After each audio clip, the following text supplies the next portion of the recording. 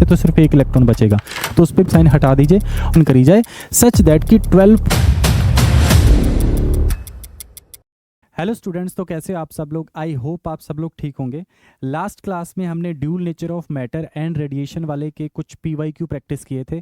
आज की क्लास में हम डिस्कस करते हैं एटम्स, जो कि मॉडर्न फिजिक्स का दूसरा चैप्टर है, उसके कुछ पीवाईक्यू प्रैक्टिस करते हैं। तो शुरू करते हैं आज की क्लास। आप अपने एटम्स वाले नोट्स खोल लीजिए, उसके अंदर कुछ इंपॉर्टेंट फॉर्मूलाज आपने लिख के रखे होंगे। अगर आपके पास शॉर्ट नोट्स हैं तो शॉर्ट नोट्स खोल सकते हैं। शुरू करते हैं आज की क्लास। ओके, फर्स्ट क्वेश्चन देखते हैं। फर्स्ट क्वेश्चन में क्या पूछ रखा है? The ratio of wavelength of the last line of the Balmer series and the last line of Lyman series। ठीक है, अच्छा, लास्ट लाइन को सीरीज लिमिट भी बोला जाता है, तो हमें बाल्मर सीरीज जो होती है और जो लाइमन सीरीज होती है उसकी सीरीज लिमिट निकालनी है और फिर उसका रेशियो लेना है। ठीक है, तो सीरीज लिमिट का मतलब है कि n is equal to infinity से उसकी जो भी लेवल है उसमें जंप करवाना है इलेक्ट्रॉन को। ठीक है, तो फर्स्ट केस डिस्कस करते हैं जिसमें दे रखा है बाल्मर सीरीज। तो बाल्मर के लिए हो जाएगा 1/λ for Balmer is equal to, यहाँ पे आता है रेडबर्ग कांस्टेंट, और इलेक्ट्रॉन जंप कहाँ से कहाँ करता है बाल्मर में? 2 वाले लेवल में जंप करता है, यानी n इज इक्वल टू 2 में जंप करता है। और जंप कहाँ से करवाना है? अगर सीरीज लिमिट चाहिए तो उसको इन्फिनिटी से जंप करवाना है, तो इसका मतलब 1/2² यानी कि 4 लेट्स से माइनस 1/इन्फिनिटी का स्क्वायर। ओके, और यहाँ से हमारे पास आ जाएगा 1/λb is equal to r, और यहाँ से 1/इन्फिनिटी इज 0, तो हमारे पास यहाँ से आ जाएगा r/4, और हम बोल सकते हैं lambda B is equal to 4/r। ये सीरीज लिमिट हो जाएगी बाल्मर की। सिमिलरली हम लोग सीरीज लिमिट निकाल सकते हैं लाइमन के लिए। अच्छा, लाइमन के लिए, लाइमन में किसी भी लेवल से जंप करता है वो n इज इक्वल टू 1 में, तो लाइमन के लिए जो सीरीज लिमिट हो जाएगी 1/λ फॉर लाइमन, l लिख सकते हैं उसको, इज इक्वल टू r, और यहाँ पे आ जाएगा 1/1 का स्क्वायर माइनस 1/इन्फिनिटी, 1/1 का स्क्वायर माइनस 1/इन्फिनिटी का स्क्वायर। सो ये टर्म तो खैर जीरो हो गया, तो लैम्डा एल का वैल्यू यहाँ से आ जाएगा हमारे पास r, sorry 1/r। Lambda L का वैल्यू हमारे पास यहाँ से आएगा 1/r। आपके पास सीरीज लिमिट, या जिसको लास्ट लाइन ऑफ बोलते हैं, लास्ट लाइन ऑफ बाल्मर का वेवलेंथ भी आ गया और लास्ट लाइन ऑफ लाइमन का वेवलेंथ भी आ गया। आपने बस इनका रेशो फाइंड करना था, तो हम रेशो लेते हैं। r से r कैंसिल हो जाएगा, बचेगा हमारे पास सिर्फ 4। ठीक है, बाल्मर को ऊपर रखेंगे और लाइमन को नीचे रखेंगे, तो आंसर हमारे पास आ जाएगा lambda for Balmer divide by lambda for Lyman is equal to 4। इसमें देखते हैं कौन सा ऑप्शन हमारे पास करेक्ट बन रहा है। ठीक है, ऑप्शन बी इज करेक्ट। ठीक है, नीट 2017 का क्वेश्चन है, बड़ा सिंपल सा फॉर्मूला बेस्ड क्वेश्चन है ये। ठीक है, नेक्स्ट आगे बढ़ते हैं। नेक्स्ट क्वेश्चन देखते हैं। इस क्वेश्चन में क्या दे रखा है? Ratio of the longest wavelength corresponding to Lyman and Balmer series in hydrogen atom spectrum is. इसमें भी क्या करना है? बाल्मर सीरीज और लाइमन की जो लॉन्गेस्ट वेवलेंथ है, इसमें सीरीज लिमिट की बात नहीं करी, इसमें लैम्डा मैक्स पूछा है। लैम्डा मैक्स तब आएगा जब एनर्जी डिफरेंस कम होगा। तो पहले निकालते हैं लॉन्गेस्ट वेवलेंथ, मतलब लैम्डा मैक्स फॉर बाल्मर। पहले लाइमन के लिए निकाल लेते हैं। लाइमन में कहाँ से कहाँ जंप करता है इलेक्ट्रॉन?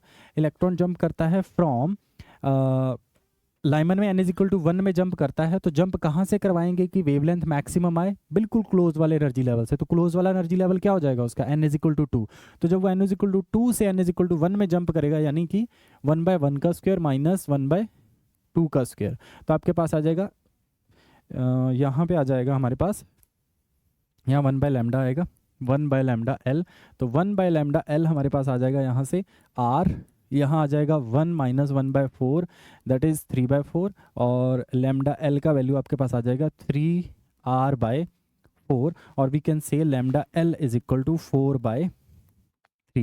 ये आ गया हमारे पास लॉन्गेस्ट वेवलेंथ या maximum wavelength for Lyman series. And similarly हम निकाल सकते हैं बाल्मर के लिए। बाल्मर के लिए कहाँ से कहाँ जंप करवाना है उसको? n इज इक्वल टू 2 में जंप करवाना है, n इज इक्वल टू 3 में से। ठीक है, तो लिखते हैं नेक्स्ट बाल्मर के लिए 1/λb is equal to r, jump करवाते हैं उसको n इज इक्वल टू 3 से n इज इक्वल टू 2 में। n इज इक्वल टू 2 में माने कि n की वैल्यू हो जाएगी, सॉरी 2 का स्क्वायर 4 माइनस 1 जंप कहाँ से करवाना है?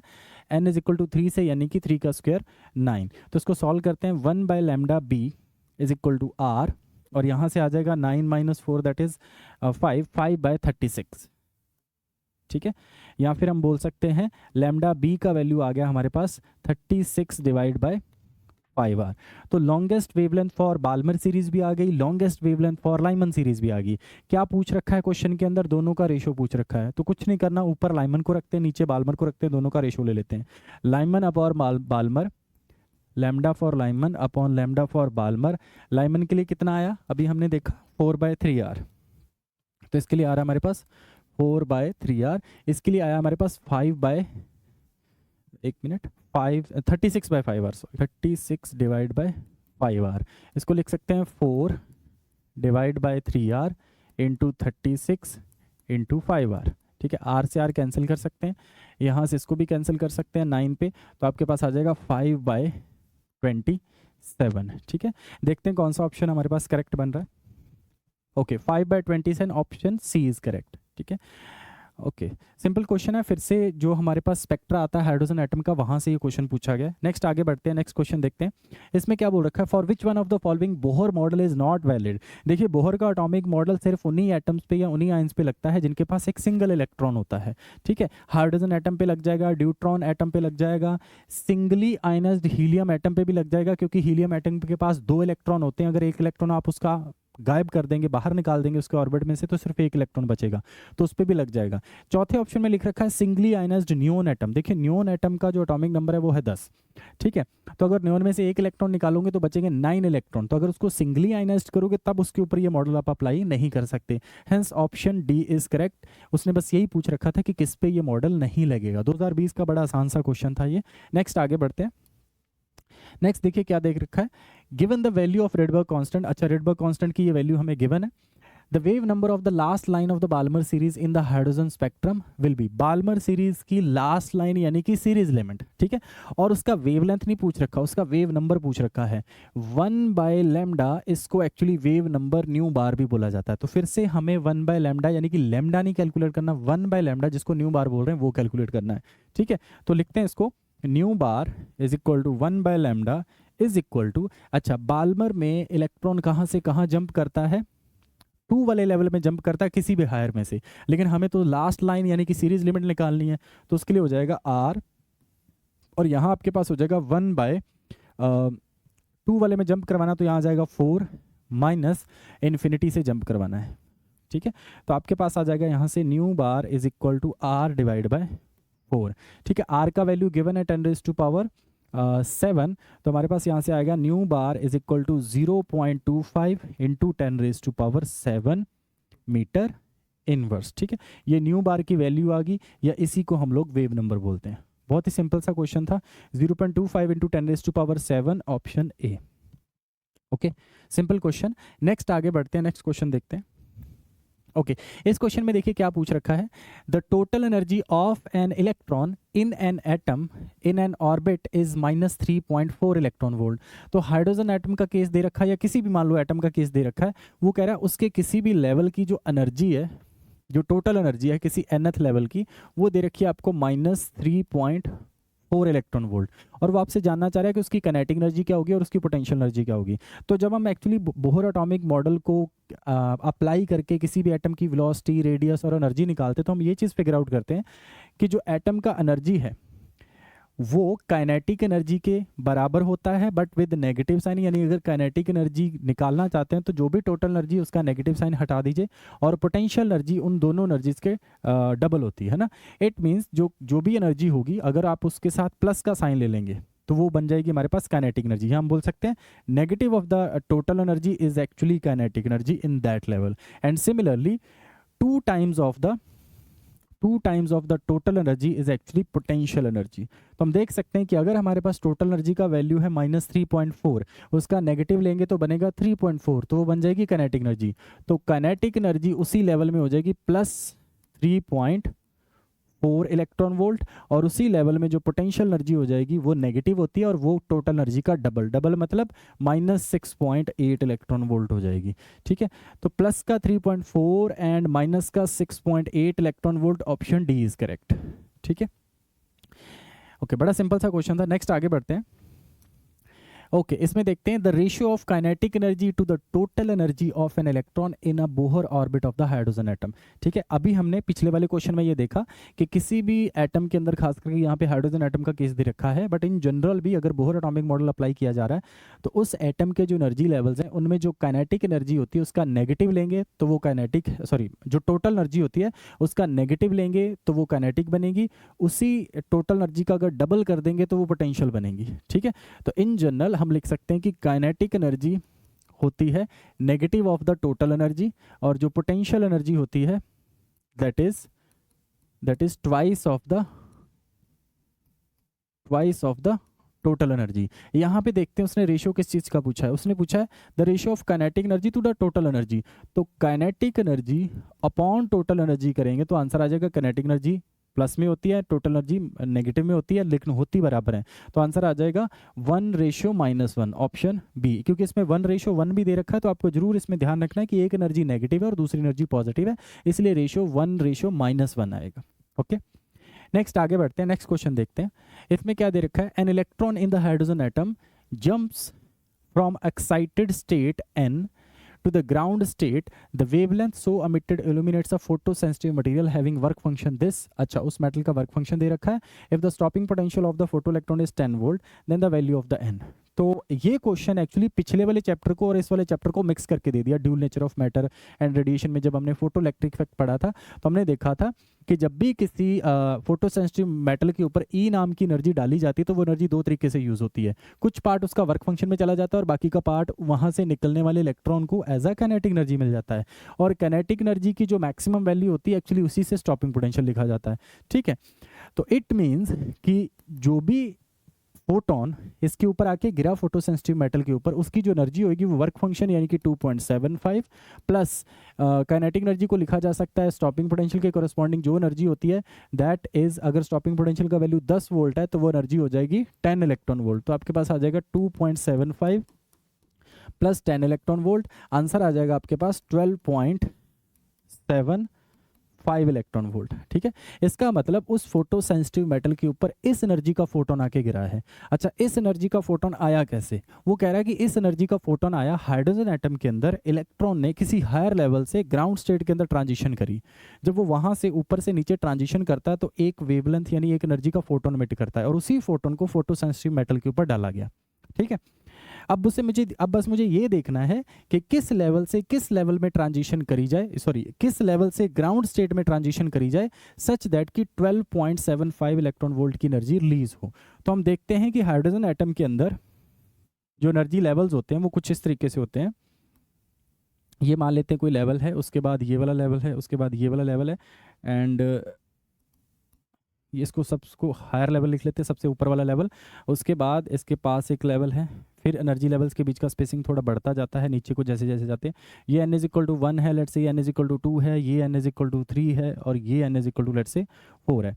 हम जानते हैं कि n=1 वाले की एनर्जी होती है 13.6 इलेक्ट्रॉन वोल्ट, इसकी होती है -3.4 इलेक्ट्रॉन वोल्ट, इसकी होती है -1.51 इलेक्ट्रॉन वोल्ट, इसकी होती है 0.85 इलेक्ट्रॉन वोल्ट। तो आप देखेंगे कि जब आप यहाँ से इलेक्ट्रॉन को इस वाले लेवल में यानी ग्राउंड स्टेट में जंप करवाएंगे तो 13.6 इलेक्ट्रॉन वोल्ट और 0.85 इलेक्ट्रॉन वोल्ट, इन दोनों एनर्जीज के बीच का जो डिफरेंस है वो एग्जैक्टली 12.75 के अराउंड बन रहा है। इसका मतलब यहाँ से जो फोटोन निकलेगा उसकी जो एनर्जी होगी वो एग्जैक्टली 12.75 इलेक्ट्रॉन वोल्ट के बराबर होगी। तो फोटो सेंसिटिव मटेरियल में से ये सारा काम करने के लिए जो इलेक्ट्रॉन जंप किया है वो n=4 से n=1 में जंप किया है, hence option C is correct. बस उसने यही पूछा था कि कौन से लेवल से ट्रांजिशन हुई है ये सब करने के लिए। ओके, नेक्स्ट आगे बढ़ते हैं, नेक्स्ट क्वेश्चन देखते हैं। इसमें क्या दे रखा है, इसमें कह रहा है the energy of hydrogen atom in the ground state is this one. ठीक है, वो हमें पता है ग्राउंड स्टेट में हाइड्रोजन एटम के केस में एनर्जी इतना ही होता है। The energy of helium positive ion the first excited state. ठीक है, तो इन जनरल हाइड्रोजन एटम के लिए जो एनर्जी होती है या किसी भी जनरल एटम के लिए जिसका एटॉमिक नंबर Z है उसके लिए जो एनर्जी लिखी जाती है nth लेवल की वो लिखी जाती है -13.6 electron volt Z² divide by n²। Hydrogen atom के लिए उसने एनर्जी दे दी है, वो हमसे जानना चाह रहा है कि हीलियम के लिए कितनी होगी। तो हीलियम की कौन सी स्टेट के लिए पूछ रहा है? हीलियम की फर्स्ट एक्साइटेड स्टेट के लिए पूछ रहा है। तो हीलियम की फर्स्ट एक्साइटेड स्टेट का मतलब हो गया एन की वैल्यू 1 तो ग्राउंड स्टेट है, एन की वैल्यू 2 ही फर्स्ट एक्साइटेड स्टेट है। तो यहाँ पे E2 के बारे में पूछ रहा है -13.6 इनटू हीलियम का केस है, तो हीलियम के लिए एटॉमिक नंबर होता है 2, 2 का स्क्वायर डिवाइड बाय एन की वैल्यू भी 2 है तो 2 का स्क्वायर ना। ये तो खत्म हो गया, तो एनर्जी उतनी ही आ गई जितनी हाइड्रोजन एटम की ग्राउंड स्टेट में है। Option A is correct. इसका मतलब हीलियम की फर्स्ट एक्साइटेड स्टेट में एनर्जी है एग्जैक्टली वो जो हाइड्रोजन एटम की ग्राउंड स्टेट में एनर्जी है। ठीक है, that's why option A is correct. चलिए आगे बढ़ते हैं, नेक्स्ट क्वेश्चन देखते हैं। नेक्स्ट क्वेश्चन में क्या है, इसमें दे रखा है the ground state energy of hydrogen atom is -13.6 electron volt. और आगे क्या बोल रखा है, when its electron is in the first excited state its excitation energy। उसने ये नहीं पूछ रखा कि इलेक्ट्रॉन फर्स्ट एक्साइटेड स्टेट में तो उसका एनर्जी बताइए, वो कह रहा है कि फर्स्ट एक्साइटेशन या फर्स्ट एक्साइटेड स्टेट में पहुंचाने के लिए उसको जो एनर्जी दिया गया उसको एक्साइटेशन एनर्जी बोल देते हैं। किसी इलेक्ट्रॉन को किसी भी एक लेवल से दूसरे लेवल में एक्साइट करने के लिए जो एनर्जी दी जाती है उसको एक्साइटेशन एनर्जी बोलते हैं। तो वो एनर्जी हमसे जानना चाह रहा है। हमें पता है कि मान लीजिए फर्स्ट एक्साइटेड स्टेट का मतलब एन की वैल्यू हो गई 2, ठीक है। ग्राउंड स्टेट का मतलब हो गया एन की वैल्यू हो गई 1। ग्राउंड स्टेट में जो एनर्जी होती है 13.6 इलेक्ट्रॉन वोल्ट, और जो फर्स्ट एक्साइटेड स्टेट में उसमें जो एनर्जी होती है 3.4 इलेक्ट्रॉन वोल्ट। ठीक है, ओके अच्छा, इलेक्ट्रॉन को यहाँ से आपने यहाँ भेजा है, इस वाले लेवल से इस वाले लेवल में, तो भेजने के लिए जो भी एनर्जी देनी पड़ी होगी आपको वो क्या होगी, इन दोनों एनर्जीज का डिफरेंस। तो जो भी एनर्जी आपने प्रोवाइड करी है एक्चुअली वो क्या हो जाएगा, final energy that is 3.4 electron volt, and आपकी जो इनिशियल एनर्जी है प्लस 13 पॉइंट, दोनों एनर्जी लेवल के बीच का डिफरेंस ले रहा हूँ। ठीक है, तो ये अप्रॉक्सीमेटली आपके पास प्लस 10.2 इलेक्ट्रॉन वोल्ट की रेंज में आएगी। तो हमारा करेक्ट आंसर ये है, क्योंकि इस ऑप्शन में 3.4 भी लिख रखा है, तो ये गलती नहीं करनी। उसने एक्साइटेशन एनर्जी पूछी है, उसने उस लेवल की एनर्जी नहीं पूछी है। That's why option A is correct. ठीक है, आगे बढ़ते हैं नेक्स्ट क्वेश्चन। नेक्स्ट क्वेश्चन में दे रखा है the total energy of electron in the ground state of hydrogen atom is this, the kinetic energy of electron in the first excited state is. ठीक है, हाइड्रोजन एटम के अंदर ground state की energy दे रखी है और काइनेटिक एनर्जी पूछ रखी है इलेक्ट्रॉन की फर्स्ट एक्साइटेड स्टेट में। आप ऐसा करिए, फर्स्ट एक्साइटेड स्टेट में उसकी टोटल एनर्जी लिख लीजिए, उसी का विद नेगेटिव साइन मल्टीप्लाई कर दीजिए, तो वही आपके पास काइनेटिक एनर्जी होगी। क्योंकि अभी हमने बोला था किसी भी लेवल में काइनेटिक एनर्जी जो होती है वो उस लेवल की टोटल एनर्जी का नेगेटिव होती है। ठीक है, उस लेवल की जो भी टोटल एनर्जी होगी उसका नेगेटिव होगी। तो हमसे बोल रखा है फर्स्ट एक्साइटेड स्टेट, तो आप फर्स्ट एक्साइटेड स्टेट में उस इलेक्ट्रॉन की टोटल एनर्जी लिख दीजिए। वो कितनी होती है, माइनस, ये तो नेगेटिव साइन लेना ही है, लेकिन उस लेवल में उसकी जो एक्साइटेड स्टेट में एनर्जी होती है दैट इज -3.4 इलेक्ट्रॉन वोल्ट। तो माइनस माइनस प्लस हो जाएगा, आंसर आ जाएगा ऑप्शन डी। ठीक है, तो फर्स्ट लेवल में या फर्स्ट एक्साइटेड स्टेट में यानी कि वैल्यू 2 में उसकी जो एनर्जी होती है काइनेटिक एनर्जी, वो वहां की टोटल एनर्जी का negative. Option D is correct. Next देखते हैं, नेक्स्ट ऑप्शन में क्या पूछ रखा है, the total energy of electron in the first excited state of hydrogen atom is about this, it's kinetic energy in this state. फिर से क्वेश्चन बिल्कुल वैसा सही है, इसमें फिर से पूछ रखा है कि टोटल एनर्जी दे रखी है और काइनेटिक एनर्जी पूछ रखी है। अभी हमने सीखा कि टोटल एनर्जी का ही नेगेटिव लेते हैं तो काइनेटिक एनर्जी आती है, hence option A is correct. ठीक है, नेक्स्ट आगे बढ़ते हैं। नेक्स्ट क्वेश्चन है हमारे पास, the energy of hydrogen atom in the nth orbit is En। ठीक है, the energy in the nth orbit of singly ionized helium atom का बताना है। ठीक है, तो वो कह रहा है कि अगर हाइड्रोजन एटम का केस लिया जाता है तो उसके केस में nth की जो एनर्जी है वो है -13.6, z की वैल्यू तो 1 होती है, डिवाइड बाय n स्क्वायर। अब वो हमसे जानना चाह रहा है कि हीलियम जो कि सिंगली आयनाइज्ड हीलियम है उसके अंदर कितनी होगी। तो ये तो हाइड्रोजन का केस हो गया। ठीक है, अब हीलियम का केस लिखते हैं। हीलियम के केस में लिख लेते हैं, वो हो जाएगी -13.6 z square divide by n square. n तो बता नहीं रखा कौन से लेवल की पूछ रहा है, nth ऑर्बिट की बात कर रहा है, लेकिन z की वैल्यू हीलियम के लिए हमें पता है कितनी है, लेट्स से 2, तो 2 का स्क्वायर करेंगे तो 4 आ जाएगा यहाँ पे। ठीक है, 4 को अगर एक साइड कर लिया जाए तो बाकी जो पूरा का पूरा नंबर है वो तो हाइड्रोजन एटम की ही एनर्जी है nth स्टेट की। तो energy of nth state in case of helium is actually 4 times the energy of hydrogen atom in the nth state, hence option A is correct. ठीक है, यही ध्यान देना था इसमें। नेक्स्ट आगे बढ़ते हैं। नेक्स्ट क्वेश्चन क्या है हमारे पास, नेक्स्ट में पूछ रखा है in terms of Bohr radius A not. Bohr radius क्या होता है, हाइड्रोजन एटम के अंदर n इज इक्वल टू 1 यानी फर्स्ट ग्राउंड स्टेट का जो रेडियस होता है उसी को हम लोग बोहर रेडियस ए नॉट बोलते हैं।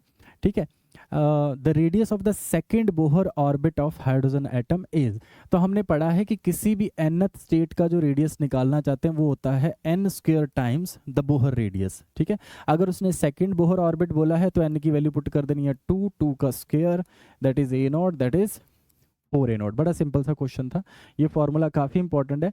nth स्टेट का रेडियस बोहर रेडियस का n स्क्वायर टाइम होता है। Option A is correct. ठीक है, नेक्स्ट आगे बढ़ते हैं। नेक्स्ट क्वेश्चन, ये क्वेश्चन काफ़ी अच्छा है, इसको देखते हैं। An electron of a stationary hydrogen atom, stationary hydrogen atom का मतलब हो गया कि इनिशियली हाइड्रोजन एटम रेस्ट पे है, passes from the fifth energy level to the ground level, the velocity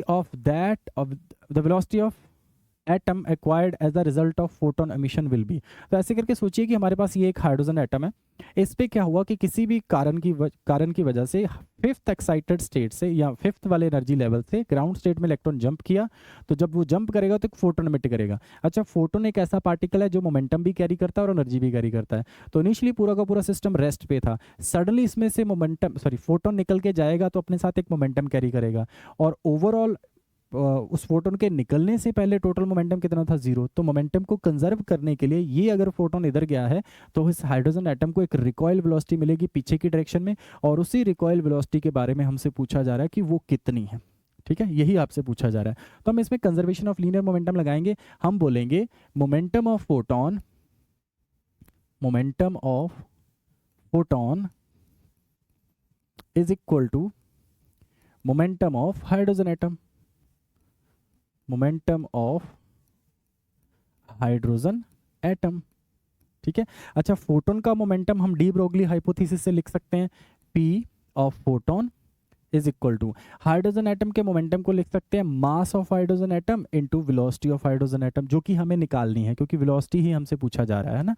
ठीक है, और फोटोन का मोमेंटम लिख सकते हैं h by lambda is equal to mass into velocity. तो कहीं ना कहीं मेरा जो टारगेट है वो ये है कि जब वो फिफ्थ एनर्जी लेवल से ग्राउंड स्टेट में जंप किया तो उसने जो वेवलेंथ एमिट करी है मुझे वो निकालनी है। तो उसको हम अलग से निकाल लेते हैं, इसको लिख लेते हैं फर्स्ट इक्वेशन। अब लिखते हैं कि जब वो किसी n इज इक्वल टू 5 वाले लेवल में से n इज इक्वल टू 1 वाले लेवल में जंप करेगा तो जो भी फोटोन निकलेगा उसका वेवलेंथ कितना होगा। उसके लिए फिर से हम हाइड्रोजन का स्पेक्ट्रा वाला जो रिलेशन है वो लगा सकते हैं। तो हमारे पास आ जाएगा 1 by lambda is equal to Rydberg constant divide by, कहाँ से कहाँ जंप करवा रहे हैं उसको, 1 वाले लेवल में और फिफ्थ वाले में से जंप करवा रहे हैं। ठीक है, तो आपके पास आ जाएगा 1 by lambda is equal to R, यहाँ आ जाएगा 1 माइनस 25, ये आ जाएगा 25 minus 1 24, 1 by lambda is equal to 24 R divide by 25।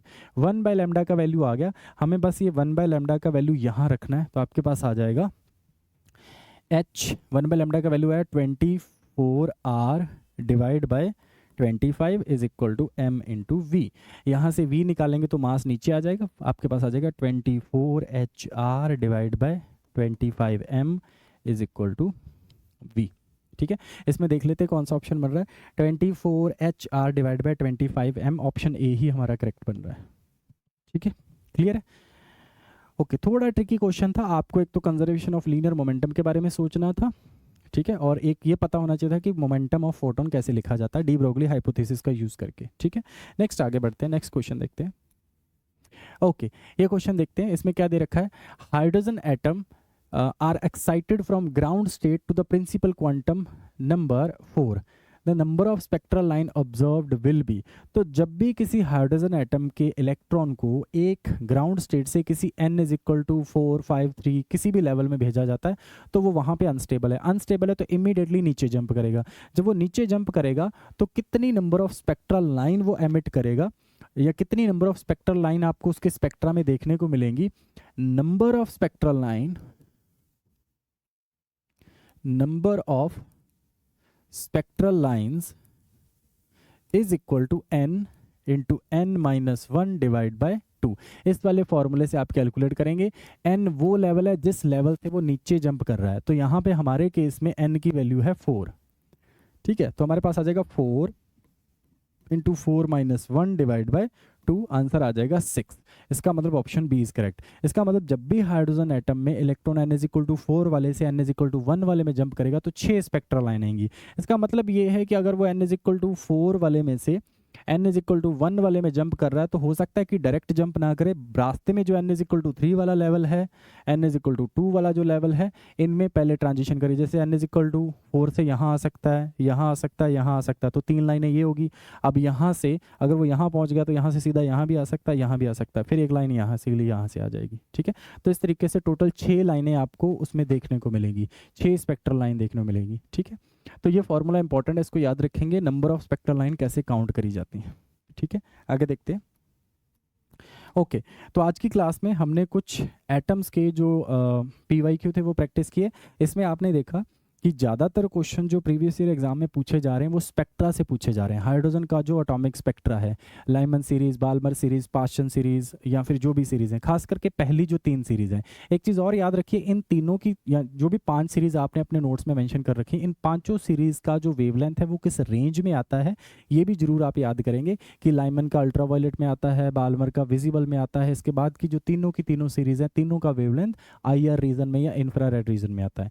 ये डाटा आप जरूर याद रखें। रेडियस का रिलेशन याद रखें, वेलोसिटी का रिलेशन याद रखें, यहाँ से डायरेक्ट क्वेश्चन बनता है नीट के एग्जाम में। ठीक है, कोशिश करेंगे नेक्स्ट वाली क्लास में हम लोग जेई एग्जाम के कुछ प्रीवियस ईयर क्वेश्चन प्रैक्टिस करेंगे, तो हमें आइडिया हो जाएगा कि जेई में जो सवाल पूछे जा रहे हैं वो किस अप्रोच से करने हैं और किस हद तक या किस लेवल तक वो सवाल पूछे जा रहे हैं।